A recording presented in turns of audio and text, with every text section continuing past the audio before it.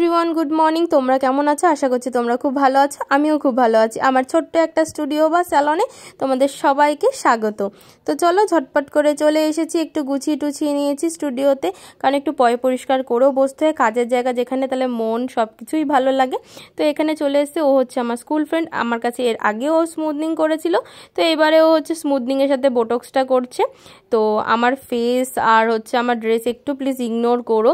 আর তোমার হচ্ছে আমার সাথে যে দিদিটা কাজ করে, মানে হেল্পিংয়ের, সে দিদির মেয়েটার শরীরটা খুব খারাপ ছিল, যে দিদি একদম আসতে পারেনি, এন্ড অফ দ্য মোমেন্টে বলেছিল। তার জন্য মাকে আমি সেই জায়গায় দাঁড় করিয়ে দিয়েছি, কারণ কিছু কিছু জায়গায় একদমই পসিবল হয় না একা করাটা।